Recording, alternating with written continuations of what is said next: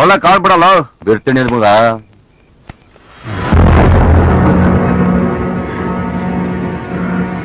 ಮಗ ಸೂಪರ್ ಕಣ ಮಗ. ಶಿಷ್ಯ ಏನ್ ಮಾಡೋದೀಗ? ಕೇಳ್ತಾರಲ್ಲ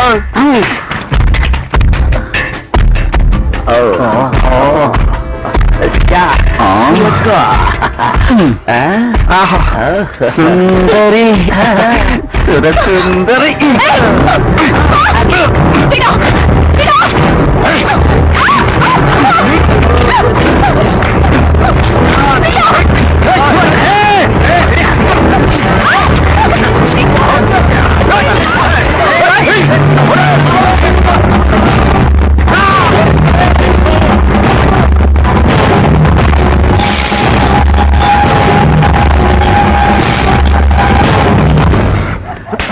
ಮಗ ಎಲ್ಲೋ ಕಾಣಿಸ್ತಾನ?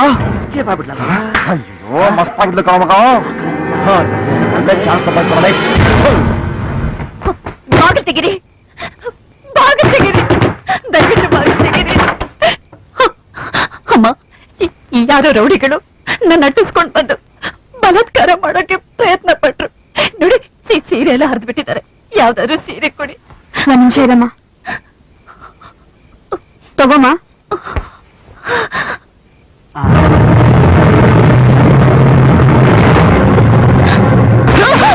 ಸರಿ, ಯಾಕೆ ಇಟ್ಕೊಂಡ್ರಿ? ಇಂಥವ್ರಿಗೆ ಕರುಣೆ ತೋರಿಸಬಾರ್ದು ಕಣೆ.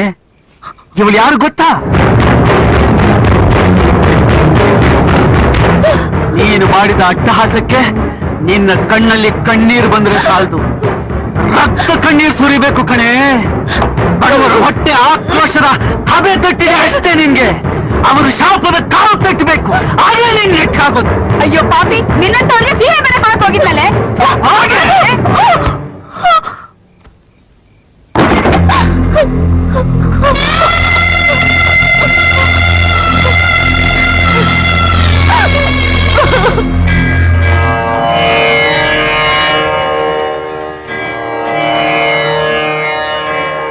ತಗೋಮ್ಮ, ತಗೋ.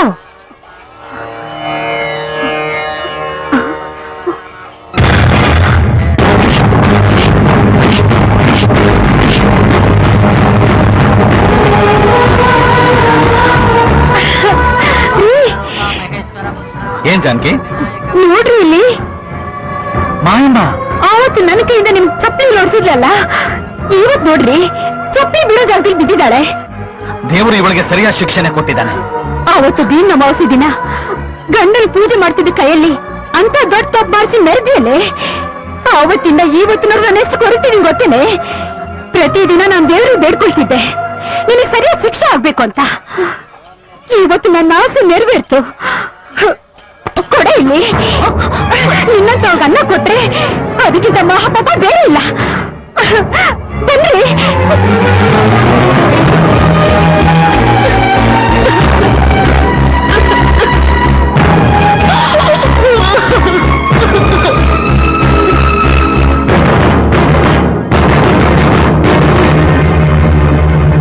ಅಣ್ಣ ಅಣ್ಣ ತಿನ್ನಕ್ಕೆ ಏನಾದ್ರೂ ಕೊಡಣ್ಣ.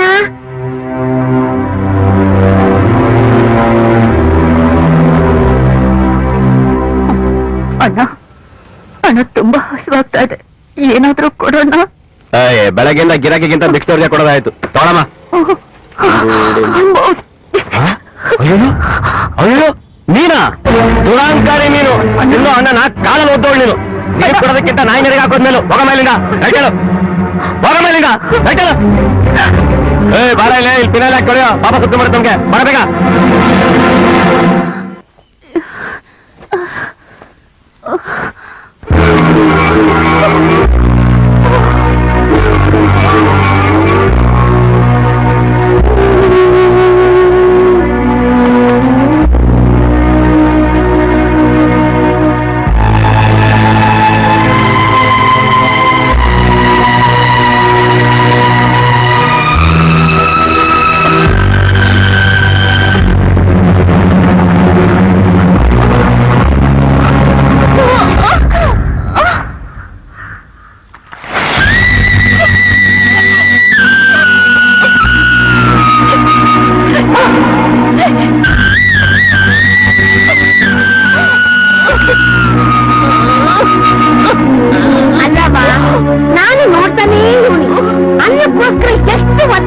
ಅಯ್ಯವ್ವ ಯಾವ ಪುಣ್ಯ ಹಚ್ಚಿದ್ರು ಒಂದ್ ಸ್ವಲ್ಪ ಅನ್ನ ತಂದು ಕೊಡಕ್ ಮನಸ್ಸು ಮಾಡ್ಲಿಲ್ಲ.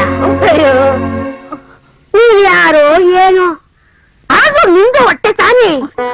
ಈ ಹಸಿವು ಅನ್ನೋದು ಯಾರನ್ನೂ ಬಿಟ್ಟಿಲ್ಲವ, ಯಾರನ್ನೂ ಬಿಟ್ಟಿಲ್ಲ. ತಗವಾ ಎಲ್ಲವನ್ನೂ ತಗವಾ. ಅಯ್ಯೋ ಎಲ್ಲ ಗಾಚಾರ ಎಲ್ಲ ಅವ್ರವ್ರು ಪಡ್ಕೊಂಡು ಬಂದಿದ್ದು. ಈ ಕರ್ಮ ಅನ್ನೋದು ಯಾರನ್ನ ಬಿಟ್ಟಿದ್ದವ, ಎಲ್ಲ ಅನುಭವಿಸೇ ತೀರ್ಬೇಕು.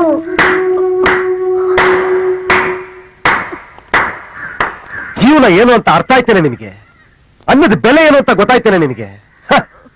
ಆ ಭಿಕ್ಷುಕಿ ತಾನು ಭಿಕ್ಷೆ ಬೇಡಿದ ಅನ್ನ ನಿನಗ್ ಕೊಟ್ಲು, ಅದು ಬಡವ್ರ ಮನ್ಸು. ಆ ಕಾಳಮ್ಮ ನಿನ್ನ ಹೆಸರಲ್ಲಿ ಆಸ್ತಿ ಇಲ್ಲ ಅಂತ ಗೊತ್ತಾಗ್ತಿದ್ದ ರೋಡಿಗೆ ತಳ್ಳದ್ಲು, ಅದು ಸಾವುಕಾರ ಮನ್ಸು. ಈ ವ್ಯತ್ಯಾಸ ನಿನಗೆ ಗೊತ್ತಾಗ್ಲಿ ಅಂತಾನೆ ನಾನು ನಿನ್ನ ಈ ಪರಿಸ್ಥಿತಿಗೆ ತಂದಿದ್ದು. ನಿನಗೀಗ ಜೀವನ ಚೆನ್ನಾಗಿ ಅರ್ಥ ಆಗಿದೆ ಅನ್ಕೊಂಡಿದ್ದೀನಿ. ನಿನಗೀ ಅನ್ನ ತಿನ್ನುವಂತ ಪರಿಸ್ಥಿತಿ ಬಂದಿಲ್ಲ. ಎದ್ದೇಳು, ಬಾ ನನ್ ಜೊತೆಲಿ.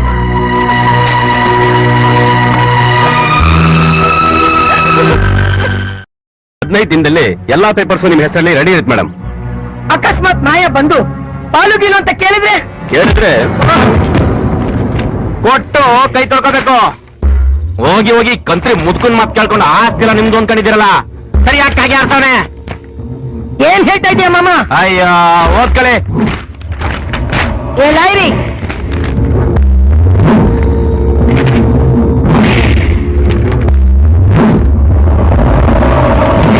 ಓ ಮೈ ಗಾಡ್, ಕಾಳಮ್ನೂರೇ, ಆಸ್ತಿಲಿ ಒಂದ್ ಚಿಕ್ಕ ಕಾಸು ನಿಮ್ಗೆ ಸಿಗಲ್ಲ. ಒಂದೊಂದು ಪೈಸಾನು ಮಾಯಾ ಹೆಸರಲ್ಲಿದೆ. ಮೇಲಾಗಿ ವಿಲ್ನಲ್ಲಿ ಒಂದ್ ಕಡೆ ನಿಮ್ ಹೆಸರು ಪ್ರಸ್ತಾಪ ಮಾಡಿಲ್ಲ. ಅದು ಒಂದು ಇದು ಜೆರಾಕ್ಸ್ ಕಾಪಿ. ಒರಿಜಿನಲ್ ಅದು ಶಂಕರ್ ಹತ್ರ ಭದ್ರವಾಗಿದೆ. ಅಕ್ಕೋ, ಆಟೋ ಶಂಕರನು ಇವನು ಆಸ್ತಿನ ಮಾಯಾಗ ಒಪ್ಸಿ ನಿಮ್ಮನ್ನು ಪುಟ್ಬಾಟ್ ಮಾಡ್ಬೇಕು ಅಂತ ಮಾತಾಡ್ಕತ್ತಿದ್ರು.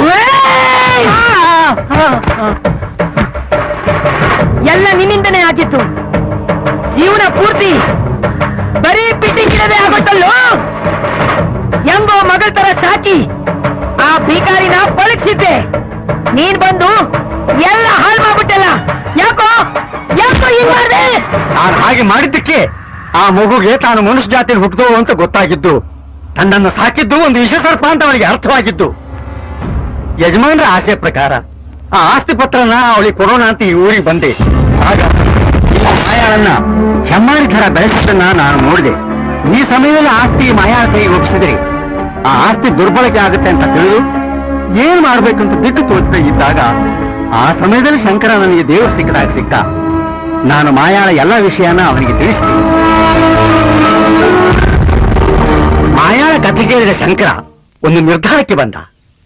ನಮಗೆಲ್ಲ ಬುದ್ಧಿ ಕಲಿಸ್ಬೇಕಂತಾನೆ ನನ್ನ ಬಾಯಿಂದ ಮಾಯಾಳ ಹೆಸರಿನಲ್ಲಿ ಆಸ್ತಿನೇ ಇಲ್ಲ ಅಂತ ಸುಳ್ಳು ಹೇಳಿಸಿದ. ಅದರಿಂದಲೇ ನಿನ್ನ ನಿಜರೂಪ ಅವಳಿಗೆ ಗೊತ್ತಾಗಿದ್ದು. ಗೊತ್ತಾದ್ರೆ ಏನಾಗುತ್ತೋ? ಎಷ್ಟೇ ಆದ್ರೂ ಮಾಯ ನಾನ್ ಸಾಕಿದ್ದು ಹುಡುಗಿ. ನಾನ್ ಕೀ ಕೊಟ್ರೆ ಅವಳು ಕುಣಿತಾಳೆ. ನೋಡ್ತಾ ಇರು, ನೀನ್ ಕಣ್ಣೆದುರಿಗೆ ಅವಳು ಎಲ್ಲ ಆಸ್ತಿನೂ ನನ್ನ ಹೆಸರಿಗೆ ಬರ್ಕೊಡ್ಬೇಕು. ಹಂಗ್ ಮಾಡ್ತೀನಿ. ಅದು ಈ ಜನ್ಮದಲ್ಲಿ ಸಾಧ್ಯ ಇಲ್ಲ. ಅವಳ ತಂದೆ ತಾಯಿಗಳು ನೀನೇ ಕೊಲಿಸಿದ್ದು ಅಂತ ಗೊತ್ತಾದ ಮೇಲೆ ನಿನ್ನ ನೇರ ತೊಳೆಯೋಕ್ಕೂ ಅವಳು ಹೇಸಿಗೆ ಪಡ್ತಾ ಇದ್ದಾಳೆ. ಹೇಳಿ ಕಾಳ, ನಿನ್ಗೆ ಎಷ್ಟು ಬೇಕು ದುಡ್ಡು ಕೊಡ್ತೀನಿ. ನನ್ನ ಗಂಡನ ಆಸ್ತಿ ನನಗ್ ಸಿಗ್ಬೇಕು. ಅದಕ್ಕೇನ್ ಮಾಡ್ಬೇಕು? ಆ ಮಾಯಿನ ಮುಗಿಸ್ಬಿಡಿ. ನಿಮ್ ಗಂಡಿನ ಆಸ್ತಿ ಆಟೋಮೆಟಿಕ್ ಆಗಿ ನಿಮ್ಗೆ ವರ್ಗಾವಣೆ ಆಗುತ್ತೆ. ಮೊದ್ಲು ಅವಳನ್ನು ಮುಗಿಸಿ. ಅದಷ್ಟು ಸುಲಭ ಅಲ್ಲಕ್ಕೂ. ಅವಳಿಂದ ಶಂಕರವನೇ, ಶಂಕರಿಂದ ಲಕ್ಷಾಂತರ ಆಟೋಗಳವೆ.